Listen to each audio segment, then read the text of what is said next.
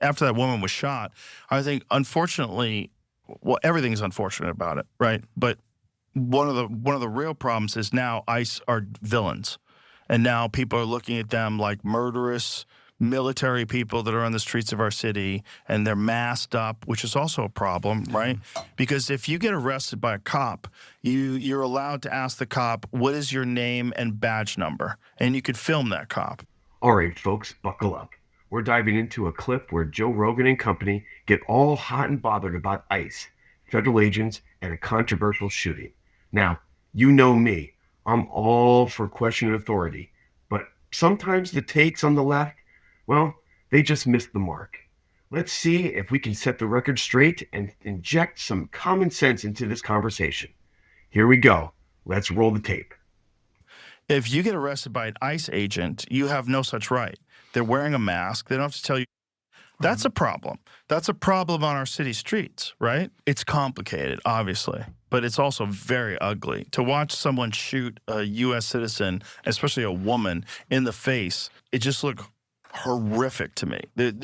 I mean, when people say it's justifiable because the car hit him, it seemed like she was kind of turning the car away. It seemed like she was out of her mind to begin with. That lady seemed crazy, right? And didn't she move there specifically to get involved in all this? Yeah, I don't know. She didn't seem mentally healthy, but does that mean she should be shot in the head? Is there no other way to handle this? Look, it's a tragic situation. Nobody wants to see anyone get hurt, especially a woman. But let's be real for a second. When you put yourself in a position where you're actively resisting law enforcement, potentially using a vehicle as a weapon, you're creating a high-stakes life or death scenario for everyone involved. To then sit back and ask, was there no other way out? Is a classic Monday morning quarterback move. It's easy to second guess these situations from the comfort of a podcast studio, but officers in the field have to make split-second decisions under immense pressure. Their job is to protect themselves, their officers, their partners, and the public themselves. It's an official individual is escalating a situation to a point where they're perceived as a direct threat. The options become incredibly limited, incredibly fast. This isn't a video game where you can just hit reset or try a different strategy. Every action has a consequence. While we should always demand accountability and proper training for our law enforcement officers, we always also have to acknowledge the reality of what these truly brave men and women face every single day. The narrative always focuses on the outcome, but rarely on the choices that lead to that outcome. It's a convenient way to shift blame and ignore personal responsibility. So before I get to the polling jank, thoughts on everything I just presented? Yeah. So look, I don't like them attacking this poor woman after she's been shot in the face 3 times. So no, she didn't look crazy to me. You might not agree with her. You might not have liked what she was doing or what she said, but no, not crazy. But overall though, Rogan is agreeing with us and the great majority of the country. And so there's a couple parts here. And to your point about, are you a citizen? That's the question they ask. And then Target then is now having people go and work in the back if they're Latinos, et cetera. Because why? Who carries around their passport? Look, I'm brown. I could look Latino. People could think I look Latino. Am I carrying my passport around or my naturalization papers? No, it's not a good idea to begin with. So now if you say, are you a US citizen and you can't prove it, they're gonna arrest you. If you don't answer it, they're gonna arrest you. No matter what you say, if you look a certain way, they're gonna arrest you. And then since we're not doing anything by the law anymore, they're like, arrest you in the back of a van, and after we know we do God knows what to you, then we just dump you off the side of the street. No, that's not the American way. That's not rule of law. That's not law and order. And it's actually very refreshing to at least see Rogan go, no, we don't wear masks. That's not what we do. And guys, if you're not getting it by now, that leads to the second point I wanted to make, which is, why are they doing this? So yeah, there's the reason that they're giving, which is already absurd and ridiculous. Stephen Miller wants to catch Obama. Obama deported so many people, who's called a deporter in chief. And in order to catch him, they have to do 3,000 deportations a day. But when they do that, they they've run out of all the criminals that they could find. They're onto the non-criminals. And they can't find enough non-criminals, partly because they live here. So they are in that house, they're living lives, they're at work. And the American people don't like to see what is a very ugly scene. That was exactly right. It looks very ugly when you have these stormtroopers going into the middle of American cities, agitating everyone. And then when someone goes, hey, I object, then they shoot them in the face. No, and Anna, what I'm super worried about is they're trying to get us used to the tyranny and to occupation. Stormtroopers? Really? Are we still doing this?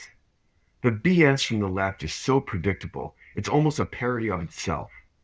Last I checked, ICE agents aren't marching in lockstep with laser guns, forcing people into re-education camps.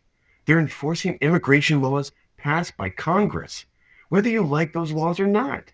Calling them stormtroopers is not only insulting to actual law enforcement, but it trivializes real historical atrocities.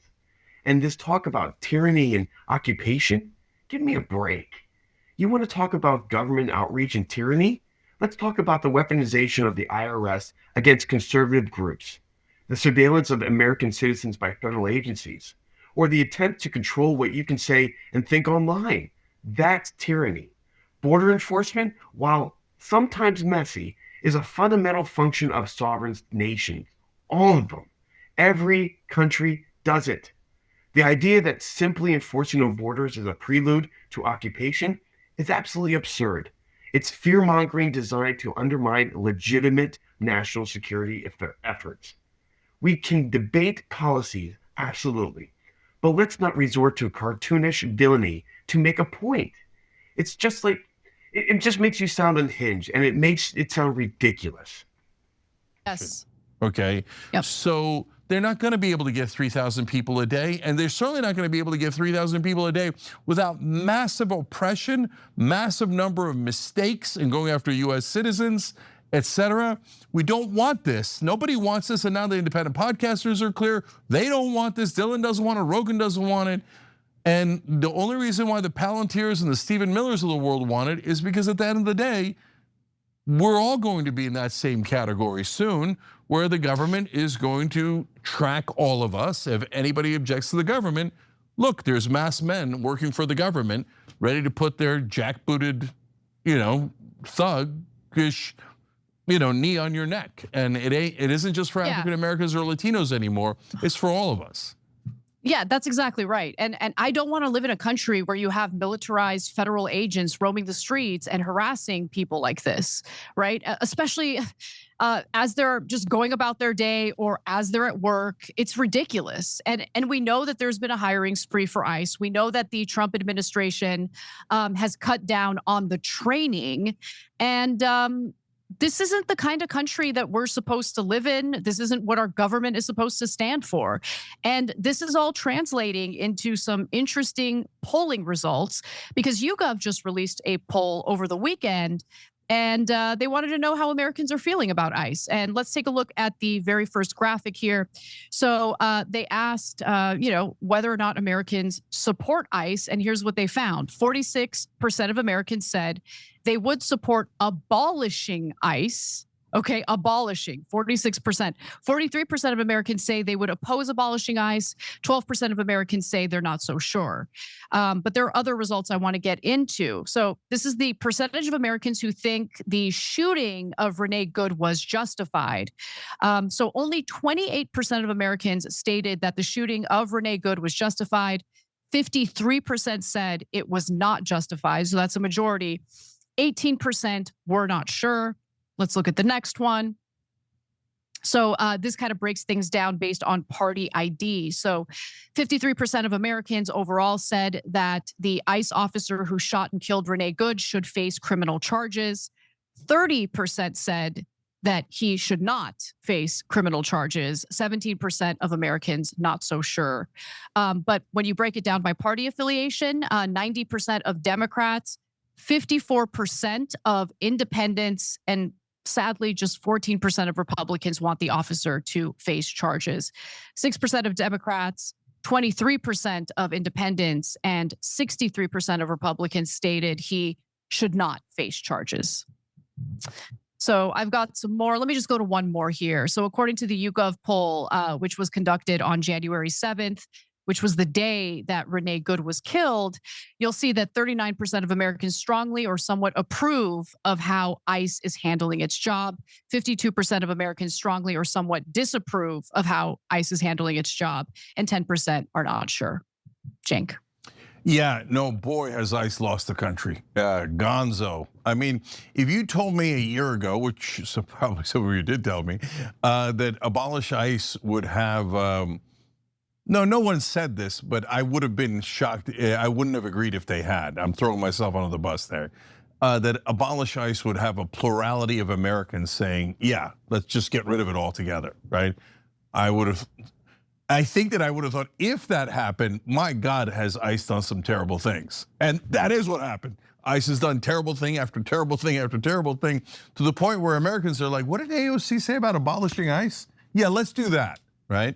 So look, at the end of the day, you still need an agency to get the folks who are undocumented but criminals, like some of the people they picked up in the first couple of days, like the pedophiles, et cetera. And by the way, I wish that Donald Trump would stop releasing some of the criminals, like the former president of Honduras was a person that they brought from outside the country into here. We convicted him for 45 years, one of the worst drug dealers in history. And Trump's like, oh, you're actually undocumented and a massive criminal, you're free to go.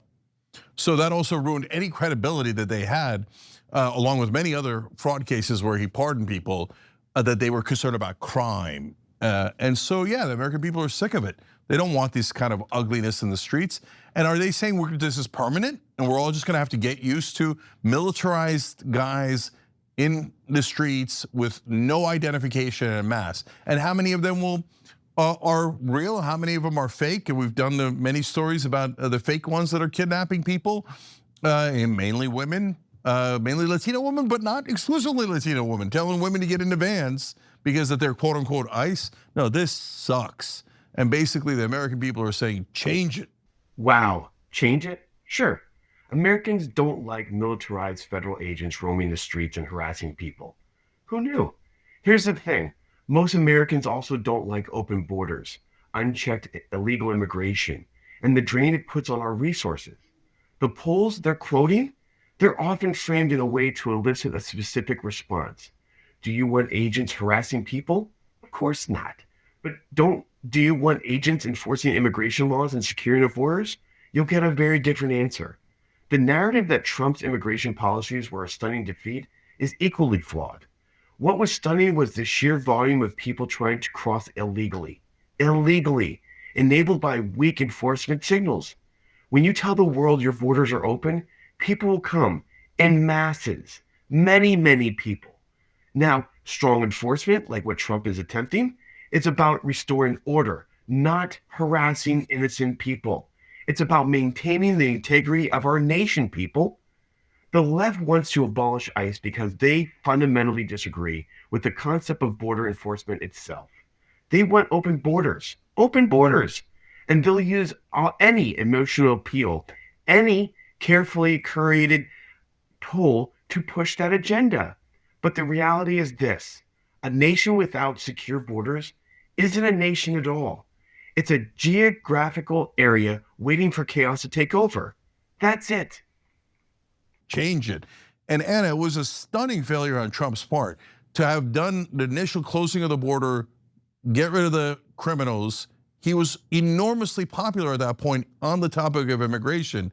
And now independents by 2-1 have said not only have they turned against him on immigration, but they're saying we should maybe abolish the department that's executing his policies on immigration. And that is a stunning development. The size of that defeat is stunning. Yeah, it's stunning. Turns out that Americans don't want to see militarized federal agents roaming the streets and harassing people. Wow, shocker. And there you have it, folks. A lot of hand waving and pearl clutching, but when you strip away the emotional appeals and the dramatic language, what you're left with is a clear choice. Do we uphold the rule of law, and secure our borders? Or do we let radical idealists dictate our national security? The answer for anyone with an ounce of common sense is absolutely obvious. Don't forget to like, subscribe, and hit that notification bell so you don't miss our next dose of truth serum. Until next time, stay free and stay vigilant.